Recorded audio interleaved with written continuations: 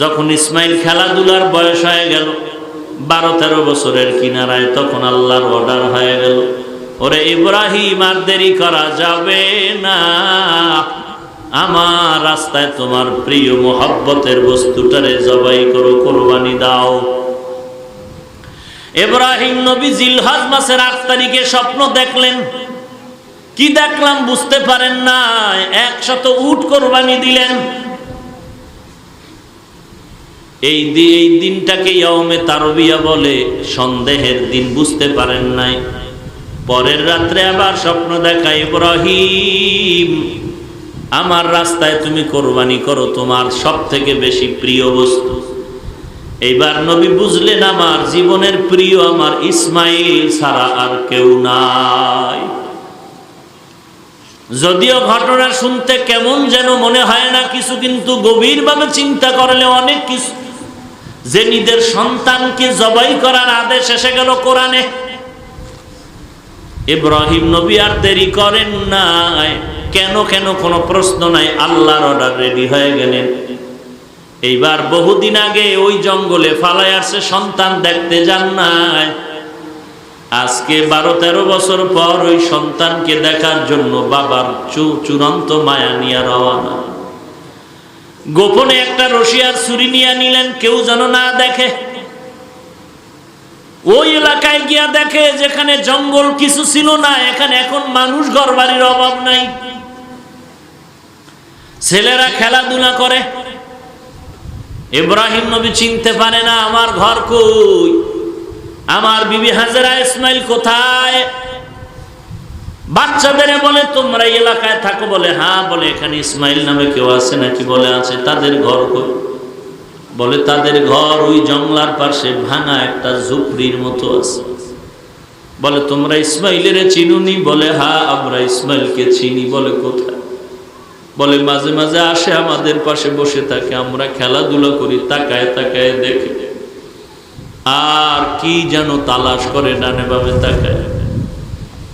এবার ওই ঘরের কিনারায় আসতে চায় না, চিনতে পারে না কে আমাকে ডাকছে। ইব্রাহিম বলে আমি তোমার বাবা, আসো তুমি আমার কোলের মধ্যে আসো।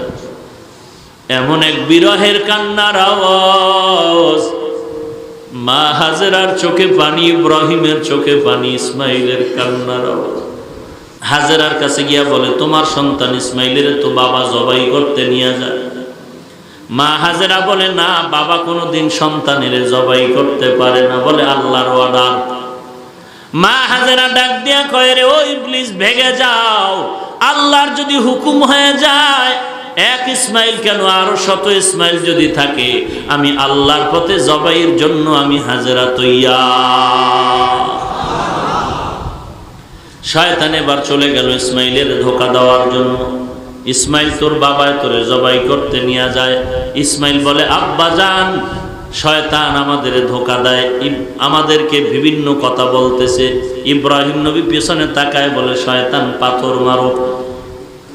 ইব্রাহিম আর ইসমাইল মিলিয়া এবার পাথর মারলেন, 3 জায়গায় পাথর মারলেন, 3টা ধোঁকা দিল।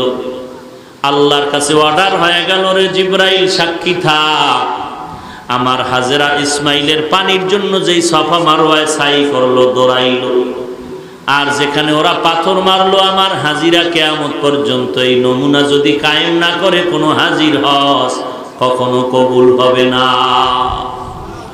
হাজেরা যেখানে দৌড় দিছে, সব হাজিরা ওখানে দৌড়াতে হবে, না হয় হজ হবে না। ইব্রাহিম আর ইসমাইল যেই 3 জায়গায় পাথর মারছে জামারাত, ওখানে যদি পাথর না মারে, হাজিদের হজ কবুল হবে না। আজকে লক্ষ লক্ষ হাজিরা হজ করে, ওই জায়গায় গিয়া পাথর মারে, এরপরে কোরবানি। এরে নবীর উম্মতের দল ইসমাইলকে মিনা বাজারে যেখানে কোরবানি করলো, ওইখানে গিয়া বাবা ইসমাইলের একটু পরীক্ষা করলো, কেমন বাবার কেমন সন্তান, একটু পরীক্ষা করে দেখি। ইব্রাহিম নবী বললেন ইসমাইল, তোমাকে আমি ঘুমের ঘরে দেখলাম জবাই করি, বলো তোমার কি মতামত। বালক সন্তান ইসমাইল আর দেরি না করে বললেন ইয়া আবাতি ফাল মা তুমার, আব্বা জান আপনি যা দেখছেন তাড়াতাড়ি তা কায়েম করেন। সাতাজিদুনি ইনশাআল্লাহু মিনাস সাবিরিন, নিশ্চয়ই আপনি আমাকে ধৈর্য ধারণকারীদের মধ্যে পেয়ে যাবেন। এরে নবীর উম্মতের দল, কেমন বাবার কেমন সন্তান। মিনা বাজারের মধ্যে যখন ইসমাইলকে বাবাই বললেন তোমাকে জবাই করার স্বপ্ন দেখলাম, সন্তান দেরি করে নাই, রাজি হয়ে গেল। আব্বা তাড়াতাড়ি তাড়াতাড়ি, দেরি করলে আবার আল্লাহ বেজার হয়ে যাবে। কেমন মা বাবা আর কেমন সন্তান। আর তুমিও মা বাবা, তোমার সন্তান যদি বলে একটু নামাজ পড়তে যাও, সন্তান নামাজ পড়তে রাজি হয় না। ইসমাইল এই কথা বলে আবার একটু কান্নার আওয়াজে বললেন আব্বা জান, এই কথাটা যদি একটু বাড়িতে বসে বলতেন, আমার মায়ের থেকে আমি একটু চির বিদায়ের সালাম নিয়ে আসতাম। কারণ আমার মা তো জানে না যে আপনি আমাকে জবাই করে দিবেন। আমার মা যদি আমাকে না পায়, আমার মা ইসমাইল ইসমাইল বলে কান্নায় পাগল হয়ে যাবে।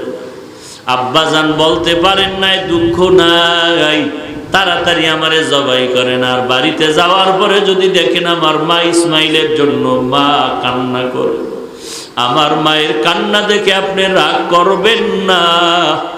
আমি ইসমাইলের পক্ষ থেকে আমার মাকে একটু সালাম জানায় দিয়ে, আর আমার মা যেন আমার জন্য দোয়া করে।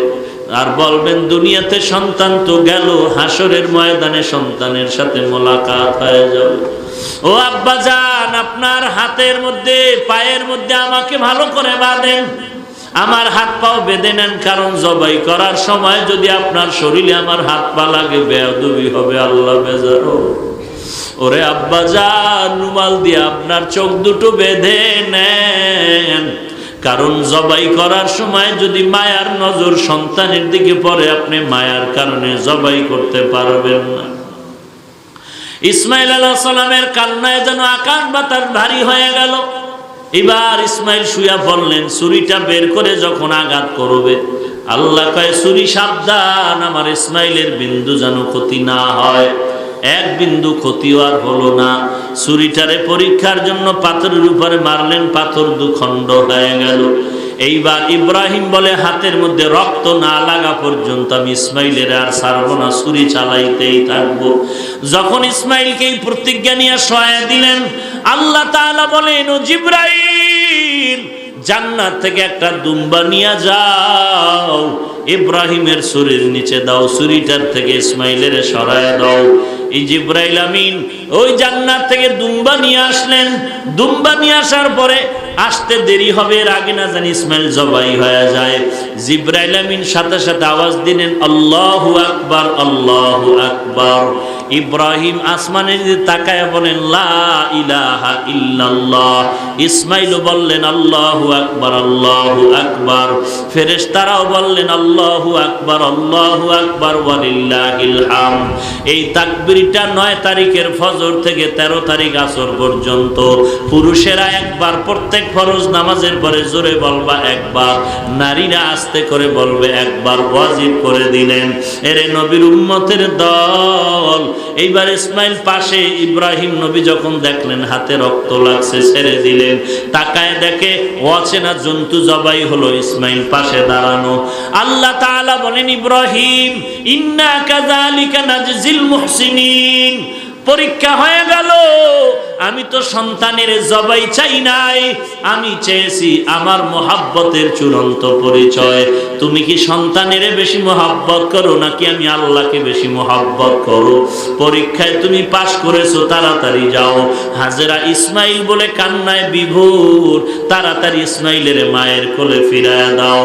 আর যাওয়ার সময় কিছু হাদিয়া নেওয়া দরকার, মালিকের দরবারে হাদিয়া নেওয়া দরকার। আমার পক্ষ থেকে এই দুম্বার গোশত গিয়া হাজেরাকে হাদিয়া দাও আর খাইতে থাকো।